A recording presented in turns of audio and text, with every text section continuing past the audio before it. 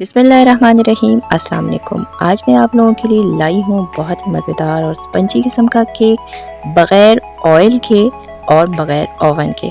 बहुत ही मज़ेदार और हेल्दी वे में बनाएंगे। तो केक को बनाना स्टार्ट करते हैं। आपने वीडियो मुकम्मल देखनी है, स्किप नहीं करना।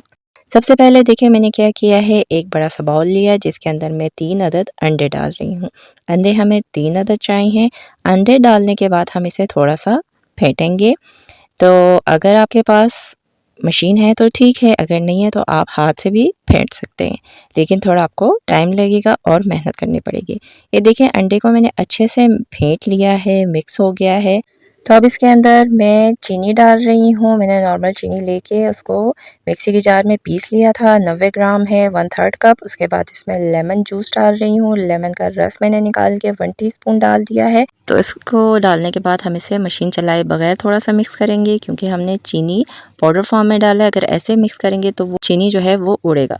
उसके बाद हम मशीन चलाएंगे, इसे अच्छे से बीट करेंगे। अगर आप चाहें तो लेमन का छिलका भी अच्छे से कद्दूकश कर लें, बारीक बारीक, वो भी ½ टीस्पून डालें, उससे केक का टेस्ट बहुत अच्छा आता है। उसके बाद हम इसे अच्छे से बीट करेंगे बीटर से। अगर आपके पास बीटर है तो ठीक है, नहीं है तो आप हाथ से भी कर सकते हैं। बीटर को आपने थोड़े थोड़ा रेस्ट दे के करना है। तो मैंने तकरीबन 4 मिनट इसे मैं अच्छे से बीट करती रही हूँ। तो देखें कितना बेहतरीन सा फ्लफ़ी सा हो गया। अंडे का कलर बिल्कुल सफ़ेद हो गया है, हमें बिल्कुल ऐसा ही चाहिए था। जितना आप अच्छे से बीट करेंगे ना, तो आपका केक जो है वो बहुत बेहतरीन सा स्पंजी सा और सॉफ्ट बनेगा। तो ये देखें बेहतरीन सा ये बीट हो गया है। बीट करने के बाद इसके अंदर मैं वनीला एसेंस डाल रही हूँ 1 टीस्पून। ये हमने इसलिए डाला है क्योंकि हमने इसमें अंडे डाले हुए हैं और इसमें इंग्रेडिएंट्स बहुत कम है। अगर आप वनीला एसेंस नहीं डालेंगे तो आपके केक से अंडे की स्मेल आएगी। वनीला एसेंस और लेमन का डालने का मकसद ताकि आपका जो केक है उसमें से अंडे के स्मेल ना आए। तो अगर आपके पास वनीला एसेंस नहीं है तो आप उसके जगह पर इलायची 2 से 3 अदद अच्छे से पीस के पाउडर फॉर्म में वो भी डाल सकते हैं, उससे भी बहुत अच्छा टेस्ट आता है और केक भी बहुत मज़े का बनता है। तो वनीला एसेंस डाल के मिक्स कर लिया। इसके बाद इसके अंदर मैं मैदा डाल रही हूँ। मैदा मैंने 1 कप लिया है, 90 ग्राम बन रहे हैं और ये हम थोड़ा थोड़ा करके डालेंगे। और इस वक्त हम बीटर का इस्तेमाल नहीं करेंगे, बल्कि हम हाथ से स्पैचुला की मदद से आराम आराम से मिक्स करते हुए डालेंगे, क्योंकि अगर हमने इस जगह पर मशीन का इस्तेमाल किया और इसको बहुत ज़्यादा बीट किया तो जो हमने ये फ्लफ़ी सा बैटर बनाया है ये बिल्कुल बैठ जाएगा और उस तरह का हमारा केक भी स्पंजी नहीं बनेगा। तो ये थोड़ा थोड़ा करके हम मैदा डालेंगे और उसे मिक्स करते जाएंगे। अगर आप चाहें तो आप मैदे की जगह पर नॉर्मल जो आटा है वो यूज़ कर सकते हैं, फुल चक्की का नहीं, मिक्स वाला इस्तेमाल कर लें या सफ़ेद आटा, उससे भी आपका केक बेहतरीन बनेगा और भी हेल्दी बनेगा। तो इसी तरह देखें मैंने सारा मैदा डाल दिया है, थोड़ा थोड़ा करके इसे अच्छे से मिक्स करना है। मिक्स करने के बाद हमारा केक का बैटर बेहतरीन सा रेडी हो जाएगा। तो बैटर रेडी हो गया। अब मैं क्या कर रही हूँ, मोल्ड को रेडी कर रही हूँ। मैंने 1 पाउंड का मोल्ड लिया है, आप जिस तरह का भी ले सकते हैं। 1 पाउंड का हम केक बना रहे हैं। मैंने क्या किया, थोड़ा सा घी या ऑयल लेके इसे अच्छा सा थोड़ा सा ग्रीस कर लिया। उसके बाद ये बटर पेपर मैं इसके ऊपर डाल रही हूँ और बटर पेपर डालने के बाद मैं क्या करूँगी, इसको ऊपर से दोबारा से घी से या ऑयल से ग्रीस करूँगी। उससे क्या होगा, केक हमारा आराम से निकल जाएगा। तो ये निकालने में बहुत ईजी रह जाता है। तो मोल्ड को मैंने बेहतरीन सा रेडी कर दिया है।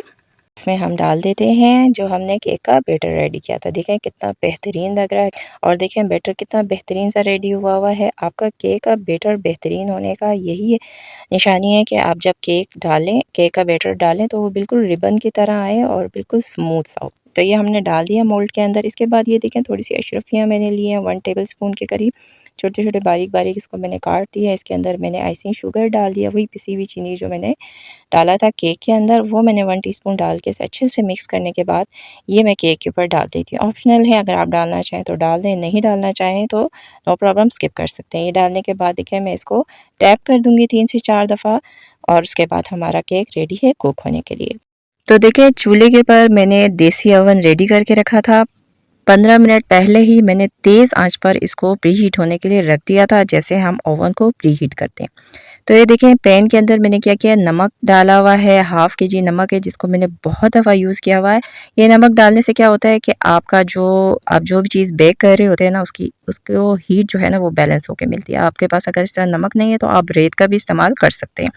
ये देखें, इसके ऊपर मैंने अब क्या किया, ये स्टैंड रख दिया। स्टैंड रखने के बाद इसके ऊपर हम केक रख देंगे जिसको हमने तैयार किया था।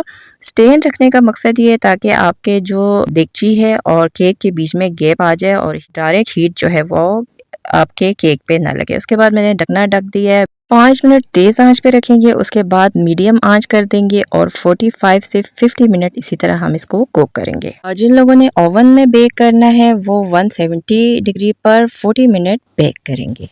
तो ये देखें 45 मिनट गुजर चुके हैं। केक बहुत ही ज़बरदस्त किस्म का बेक हो चुका है, खुशबू बहुत ज़बरदस्त आ रही है।